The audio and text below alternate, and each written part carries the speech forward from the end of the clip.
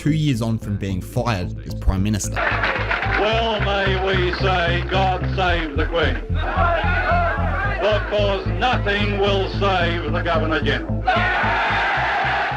But one of the others was Warren Christopher, Jimmy Carter's Assistant Secretary of State. President Carter apologizes for his government's actions in Panama. Jimmy Carter vows that the events of 1965 will never be repeated. Christopher was clear.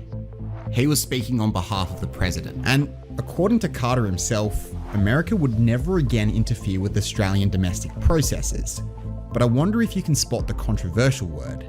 Again. Was Carter actually confirming that America hadn't just toppled the governments of faraway lands like the Congo, but had toppled the government of its most loyal ally? I want to tell you the story of Gough Whitlam. And saddle up, because ex-US intelligence officials say things like this. Mr. Whitlam's government was a threat. That's the way they described it, yes. Did you get the impression that things had changed once the Labor government, the Whitlam government, came into office from what they had been before? And did they change after he left? It was a bit of celebration that Mr. Whitlam had been canned. So I'm going to start by playing you this interview. We don't actually know when it was recorded, but we assume 1964. At this point, Whitlam was the deputy leader of Labor, with the Conservative Menzies being in for over a decade and a half. Many were suggesting that Whitlam take over. This is the way that ordinary men and women can have some say in their destiny through elected persons. Now, it's hard to overstate just how dire the situation was for the Labor Party. So, Menzies had beaten Ben Chifley back in 1949. Chifley led a strong opposition, but actually died while in opposition. He was then replaced with Herbert Everett, who successfully opposed Menzies' attempt to ban the Communist Party. But when a Soviet spy defected to Australia, Everett accused the spy of faking documents and reached out to the Soviets to verify the accusation. In a Red Scare world, this was seen as treachery, and Labor were doomed. In fact, a group called Democratic Labor broke away from the Labor Party and campaigned against them with ads like this. Voting in this election is a little like buying a car. Liberal model, looks flashy, costs a fortune to run. ALP, worn out, falling to pieces, only goes if you push. And we know who's pushing. So Everett was completely ineffective, and he was replaced with another guy, Arthur Colwell. Colwell made an immediate impact, coming really close to taking government off of Menzies in the 1961 election. But Australia's attention was soon distracted by something else. As American involvement in Vietnam increases, she looks to her loyal allies. The nation looks at Menzies. What will he do? Now, unlike World War II, Australia's participation wasn't simply a given. Britain had pursued a policy of involving themselves no further east of the Suez Canal, and other usual suspects like Canada and Poland were officially neutral. For Menzies, he'd built his platform around being strong against the communists, and so when he decided to support America, you'd actually be surprised at just how much popular support he had. Tell me, what do you think about sending troops to Vietnam? I think it's a good idea. Well, if it's going to protect Australia, I think it's worthwhile. I think it's got to be done. I haven't got any choice at this stage. For Colwell and his deputy, Whitlam, they both opposed the war. But having brought Australia into the war, Menzies decided it was his time to retire. I told both government parties that I was proposing to resign, and I told them the reasons in terms with which you are now familiar. Menzies was replaced with a guy called Harold Holt, and in 1966, he convincingly beat Colwell in the election. For Labor, it was yet another defeat, making it 9 election losses in a row. For a reference point, that'd be the equivalent of the Republicans not winning a presidential election since Reagan. So 2 months after the election, Colwell resigned and in came Gough Whitlam. With each party having a new leader, his sole mission was to take down Harold Holt. But one day, Holt went for a swim at Cheviot Beach. We never saw him again. It is feared that the Prime Minister has drowned. A great search is being made for Mr. Holt off Portsea, Victoria. However, no official announcement has been made as to the fate of the Prime Minister. So obviously having your leader presumably drown is a massive news story, but for us it's one for another day. Holt was replaced with a guy called John Gorton, who actually started to withdraw Australia from Vietnam. But in 1969, Whitlam made massive electoral gains and looked poised to defeat the Liberal Party in the next election. The Libs got skittish, knifed Gordon, and replaced him with Billy McMahon. After over 2 decades of Liberal government, finally the Liberals were here for the taking. And that became Whitlam's tagline. As Whitlam launched his campaign, the crowd all chanted the mantra, "It's time." It's time to begin. It's time. The It's Time campaign galvanised a despondent voter base and offered the nation an exciting change to the status quo. 63 seats was what was required to form a majority, and in the 1972 election, Whitlam took Labor from 59 seats to 67. The Australian public indeed agreed that it was time for change, and the next 4 years would prove to be the biggest years of change in Australian history. In fact, Whitlam gave Australia its first taste of universal healthcare. Under the Liberal Party, free healthcare was made available to what were considered vulnerable groups such as migrants and the unemployed. Whitlam argued that this unfairly impacted low-income earners and that it actually instead made sense to invest in the healthcare of your workers. The decision we will make for our country on the 2nd of December is a choice between the past and the future, between the habits and fears of the past and the demands and opportunities of the future. Now, when Whitlam won the lower house in 1972, this was what the Senate looked like. With Liberal and Labor split evenly, Democratic Labor actually held the balance of power. So when Gough Whitlam proposed a 1.35% income tax to fund his Medibank policy, both the old and the new enemy teamed up to take it down in 1974. This actually, at least in part, triggered a double dissolution where every seat in both houses of parliament were to be once again contested for re-election. So in the 1974 election, Whitlam only lost one seat in the lower house, but unfortunately, the Senate was once again split in a dead even heat between Liberal and Labor. That detail's only going to be slightly important. But the saving grace for Whitlam was that Democratic Labor lost all 5 of their Senate seats, and so now only 2 rogue crossbenchers held the balance of power. The Liberals agreed to cooperate with Medibank on the condition that it came from other revenue streams apart from income tax. After a tense standoff at the polls today, Mr. Whitlam emerged victorious. His Medibank bill successfully achieving universal health care. And really, free healthcare only scratches the surface of Whitlam's reforms. So Whitlam not only abolished university fees, but also introduced legal aid. For anyone unfamiliar, that's Saul Goodman in Better Call Saul. Essentially free legal services for those who can't afford it. But one of the more underrated reforms was the attempt to have federal government take control of prices. So for context, the 1970s was a period of rapid inflation across the globe, and it was aptly called the Great Inflation. Where the Americans had tried to pay for the Vietnam War on credit instead of putting up taxes. And they were exporting their inflation to all the countries they dealt with. Now, Section 51 of the Australian Constitution divides powers up between state and federal government. And according to the Constitution, only state government had the power to control prices. In a time where inflation really needed to be curbed, Whitlam wanted the control of prices under his watch, and so put a referendum to the people. Unfortunately for Whitlam, this came across as a power grab, and Australia quite decisively voted no.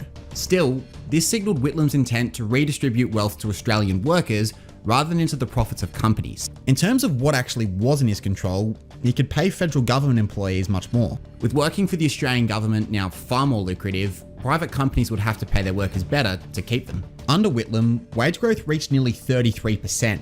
Now, yes, some of this is because of global inflation, but inflation was only 17%. Just look at this graph here. In 1975, Australian workers had the highest share of national wealth ever. Quite quickly afterwards, it drops off a cliff.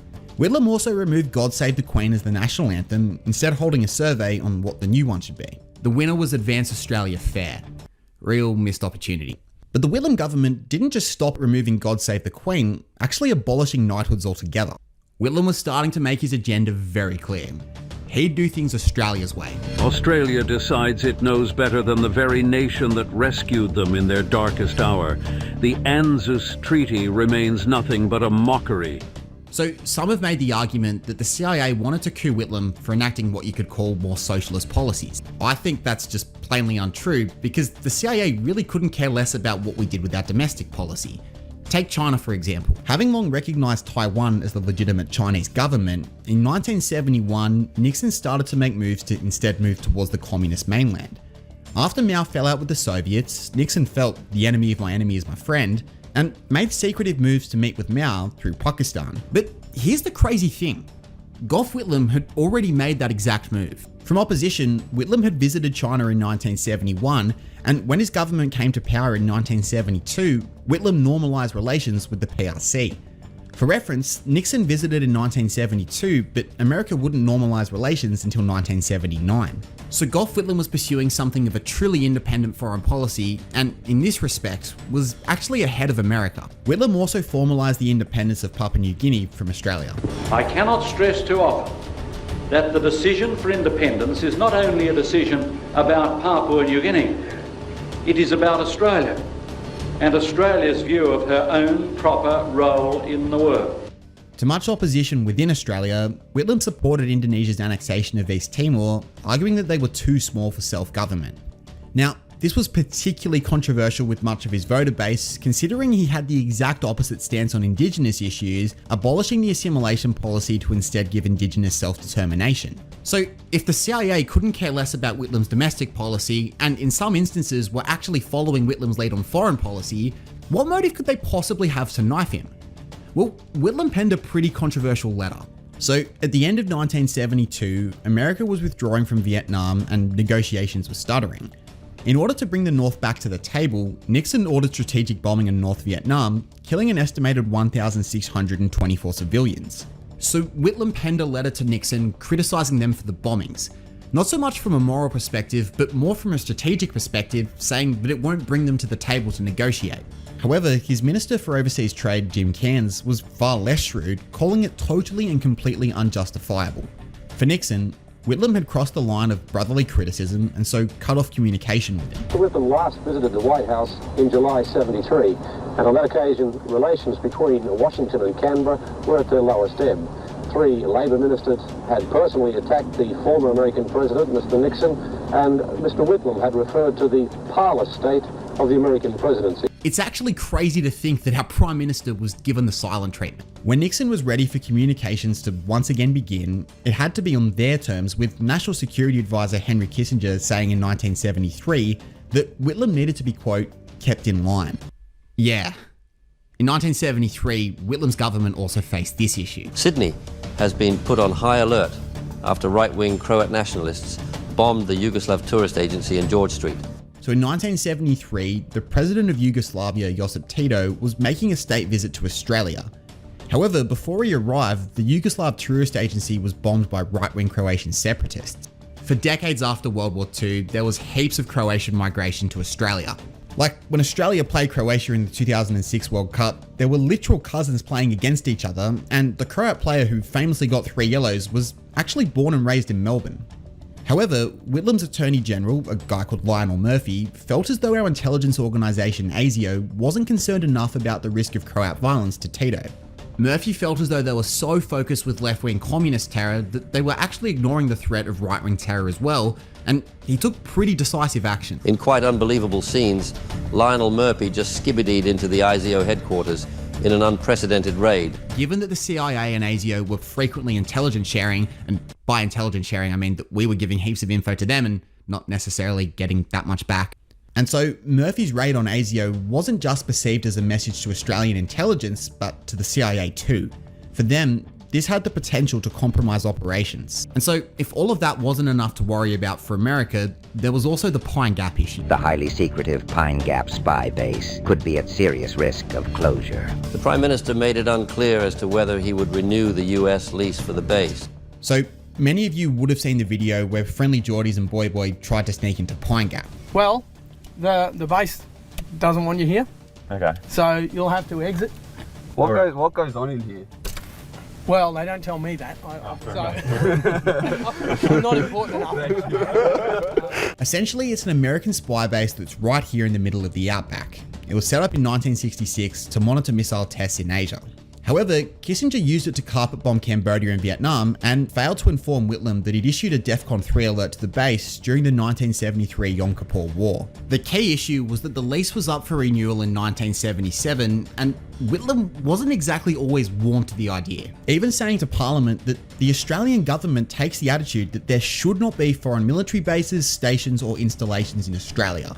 We honour agreements covering existing stations, but we do not favour the extension or prolongation of any of those existing ones. If Whitlam were to win re-election in 1974, America would be in danger of losing its key asset.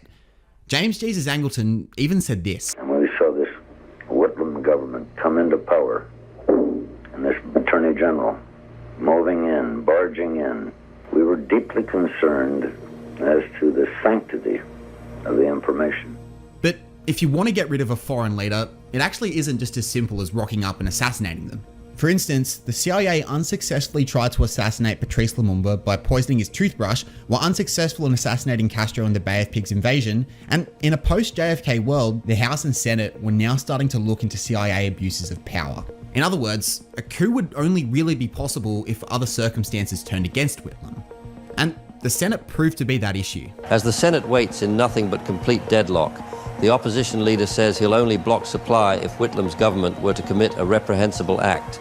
So remember, this was how the Senate looked after the 1974 election. However, in 1975, this guy, an independent senator called Michael Townley, joined the Liberal Party. This meant that it was 30 to Liberal, 29 to Labor, and 1 from the Liberal movement. This then got worse when Lionel Murphy resigned to take up a position on the High Court. The state that the senator was from got to choose a replacement for the outgoing senator, and it was convention to choose from the same party. However, the New South Wales Liberal government broke convention and chose Cleaver Bunton, someone with no party affiliation. So now the Senate looked like this.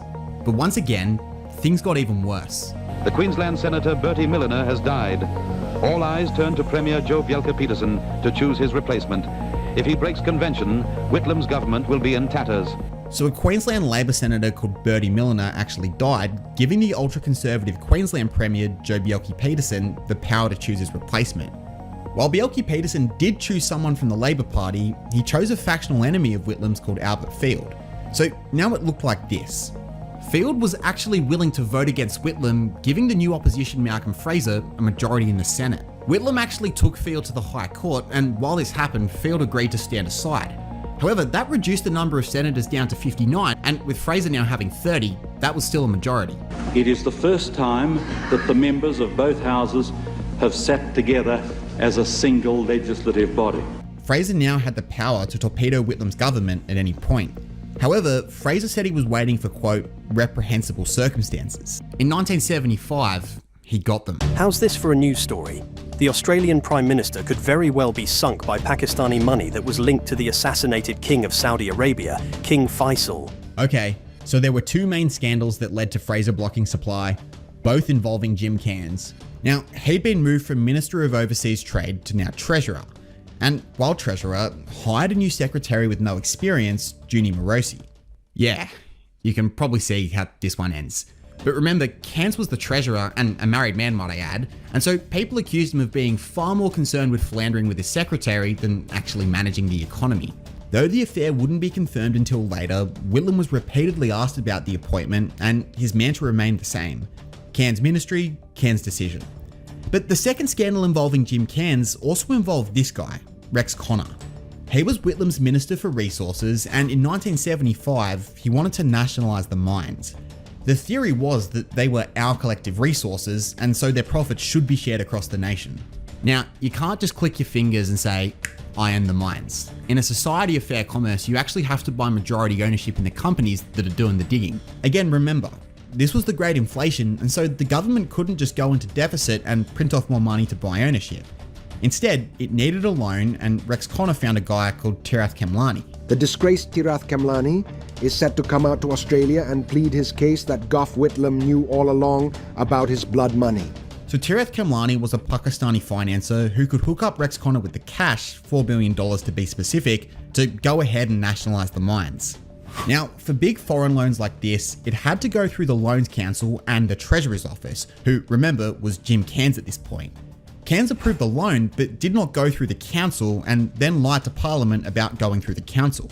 How crazy is this though? The loan then fell through because Kemlani's provider was King Faisal of Saudi Arabia, who was assassinated by his nephew before anything went through.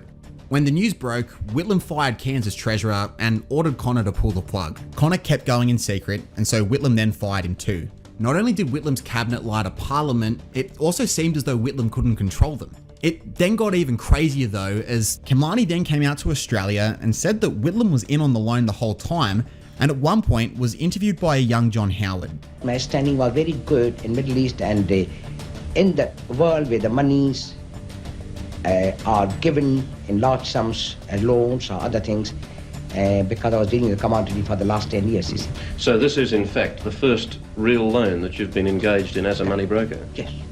Despite not actually producing any proof, Fraser had his reprehensible circumstances and ordered the Senate to block supply. By the way, supply was the bill that allocated funding to federal government employees. If you couldn't get that bill through, then you couldn't pay your workers and therefore you have no government. The meeting condemned the threats by the Prime Minister to attempt to govern without a budget. It was a threat to the basic safeguard of democracy. The meeting today expressed absolute determination to let the people be the judges through a general election. They agreed that any attempt to bypass the proper parliamentary processes should be opposed in every way possible. So when Fraser did this, all eyes turned to the Governor-General. Part of the hangover of being a British colony is that the King or Queen still has a representative to the Australian government called the Governor-General. So for Whitlam, he nominated a guy called John Kerr to be that representative. Kerr and Whitlam had only briefly crossed paths when Whitlam was a lawyer and Kerr was an esteemed New South Wales judge. However, back in the early 50s, Kerr was involved in the Labor Party, and so Whitlam thought he ticked both boxes of being highly esteemed in the legal arena while also supporting his agenda. But really, Whitlam couldn't have been more wrong. Not only had Kerr abandoned his support for Labor for now decades, but he also didn't view his job the same way his predecessors did, which was as a purely ceremonial one. Kerr insisted to Whitlam that as Governor-General, he be allowed to represent Australia as head of state to other nations and get 10 years in office. It's an office which stands high under the Australian Constitution, and I feel that it is one in which I can do interesting and useful things. So in section 61 of the Constitution, the Governor-General clearly does have the power to sack the government. However, this had never been used before, and only once had it been used on a state level. When New South Wales Premier Jack Lang was fired in 1932, it nearly caused a civil war. For that reason, Whitlam certainly held the view that the Governor-General had now become a purely ceremonial role. For Whitlam, if he really wanted to, he could recall Kerr. So when Fraser blocked supply in October, the government was essentially non-functional. Whitlam's idea to break the deadlock was to hold a half-Senate election. His theory was that the nation would be so frightened at the prospect of no government that they'd flock to vote for Labor. Fraser wanted another double dissolution and for all seats in both houses of parliament to once again be up for grabs. And this is where it gets really intense. On November the 11th, Whitlam called John Kerr to suggest his intention to call for a half-Senate election in Parliament that afternoon. Kerr asked him to come to his office and had arranged for Fraser to come 15 minutes later. However, Whitlam got there 15 minutes late and so arrived to see Fraser in the waiting room.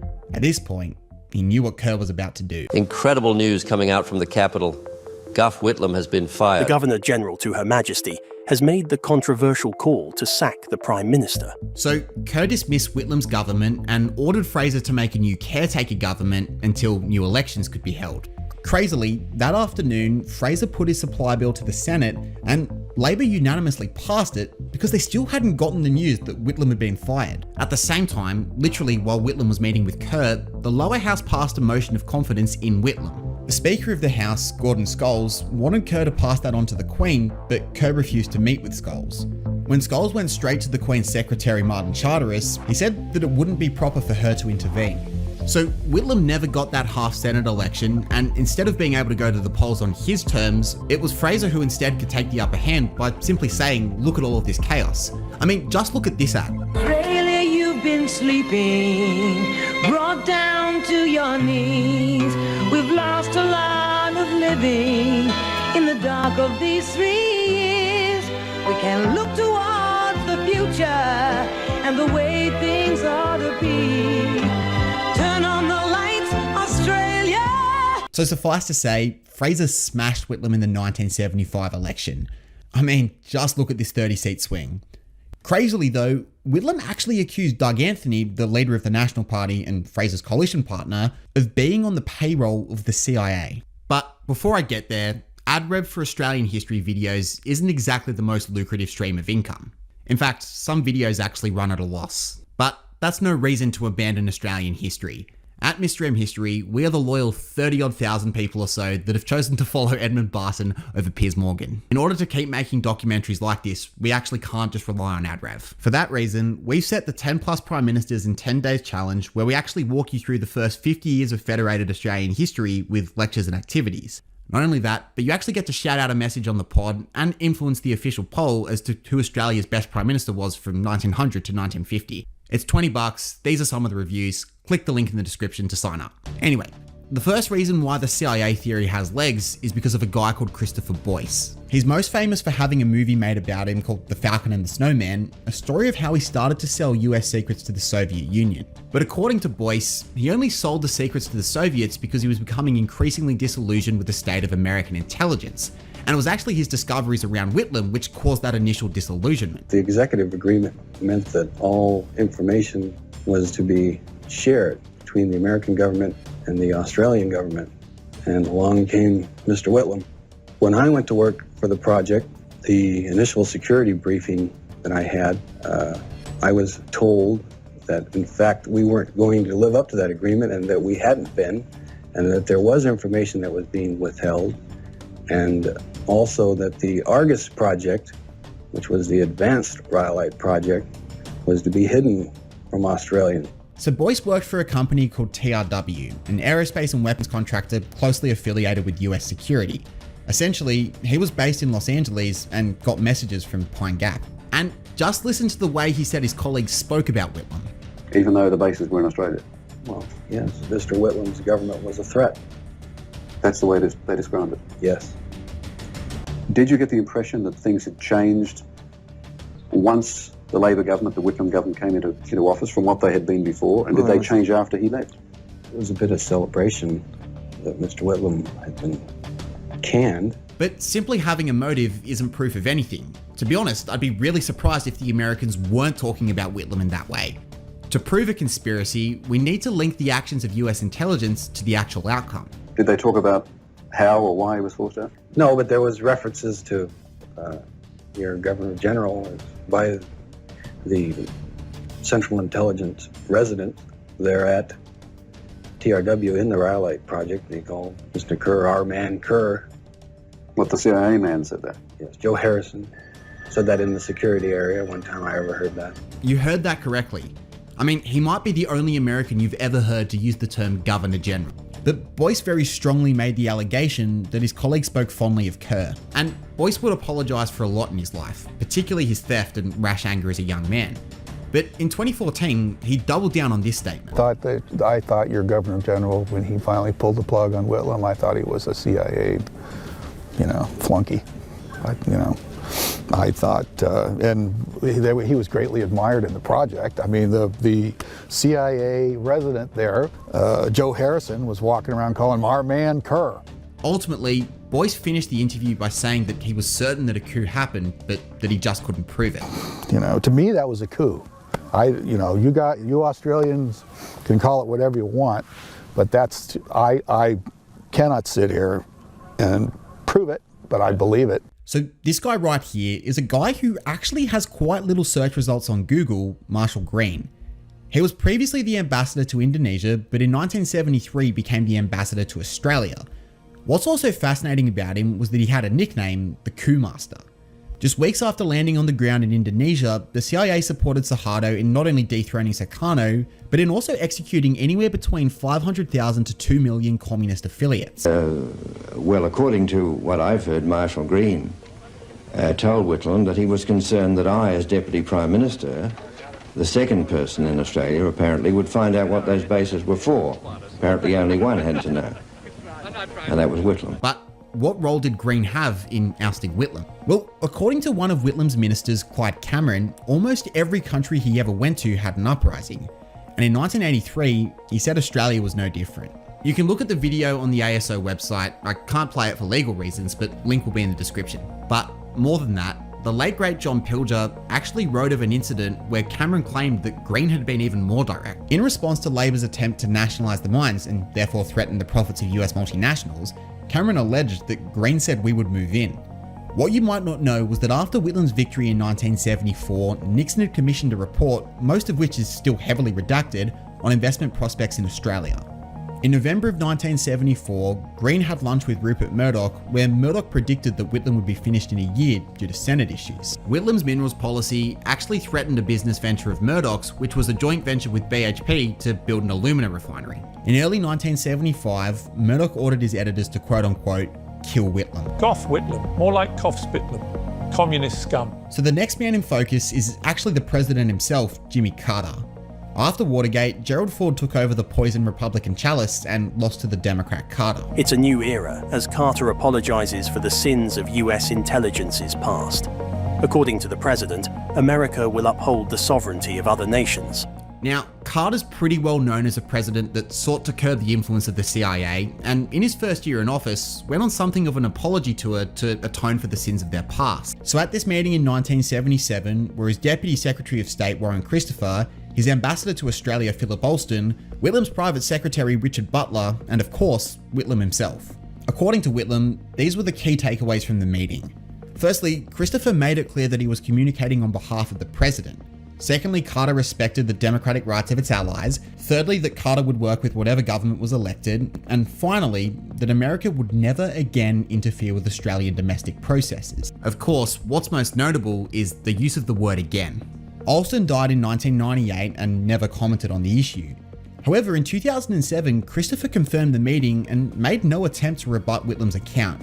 That only left Richard Butler, who also spoke of the account in 2014. According to Butler, Whitlam was actually quite scatty for the years after his dismissal and asked no follow-up questions. Butler said that after the meeting he said to him, "Comrade, what was that all about?"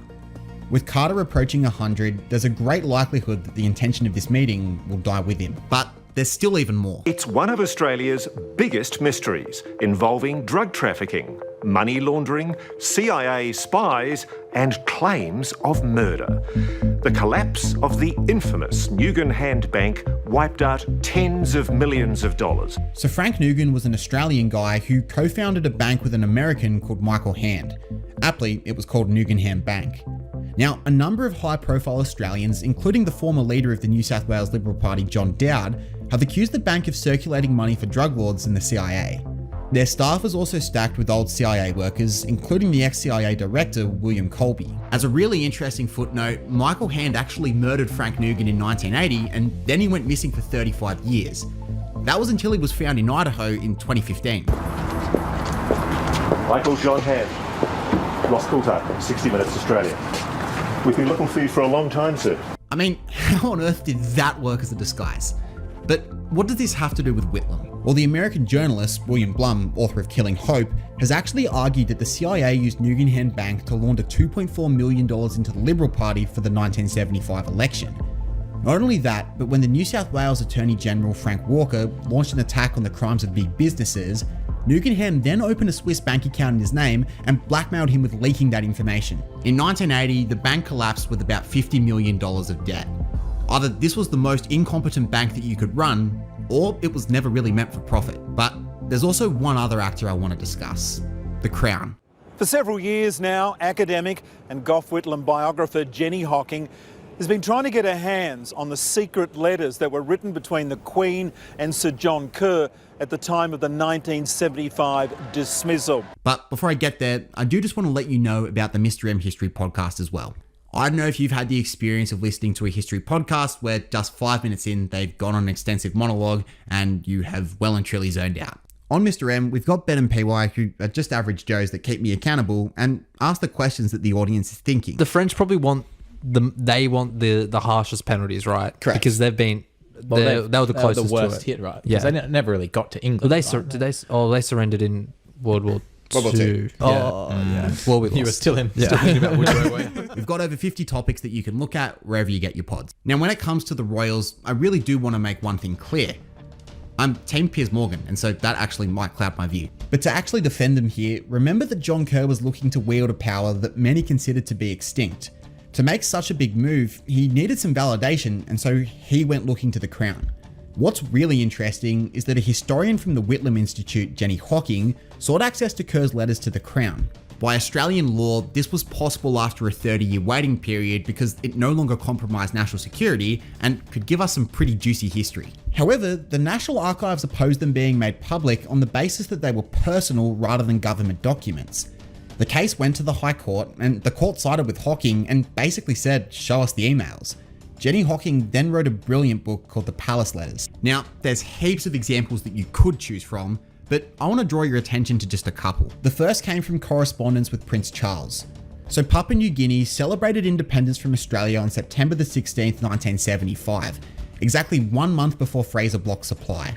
Prince Charles and John Kerr were both at the celebrations. The next month, Kerr actually wrote a letter to the Queen's secretary, Martin Charteris. That's this guy from the Crown.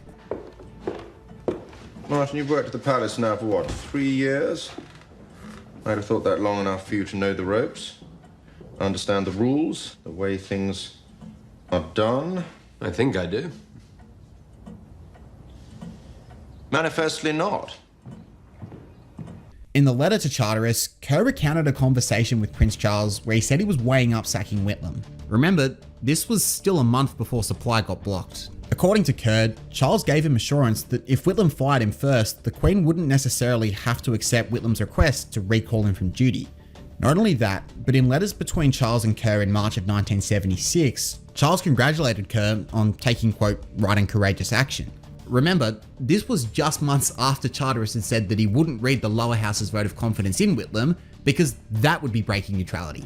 On top of that, Charteris pointed Kerr in the direction of a Canadian common law expert called Eugene Fawsey, who was a big advocate for using the power to sack the government. So we are a very long way into this video, so I probably should reach the point where I give you my verdict. For me, what's really clear is that both the CIA and the Crown were no fans of Whitlam whatsoever, and would appreciate if he no longer continued as the leader to shore up Australia as its future ally. Personally, I find the testimony of Christopher Boyce really compelling, and it does seem to match the testimony of both Clyde Cameron and what Jimmy Carter was seeming to be indicating. When asking the question of whether or not the CIA took action, I think the case of Nugan Hand Bank shows that they at least did in some respect. What's missing here is the link between the CIA and John Kerr.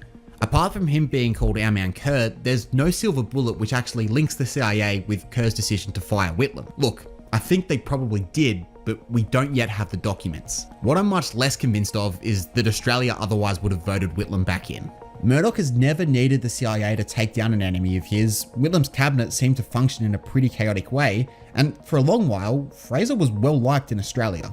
That being said, 2 years is a long time in politics, and going into an election in 1977, perhaps Whitlam could have changed the tide. Nonetheless, when Whitlam contested Fraser in the 1977 election, he only gained 2 seats and still lost convincingly, afterwards stepping down as the leader of Labor. Like I said though, this wasn't the only time that a Labor leader had been fired by the Crown. The Premier has been fired. Governor Philip Game today announced that Jack Lang is relieved of his duty. When it happened the last time, the Army and the New South Wales Police were ready for a civil war. Click here to learn all about Jack Lang.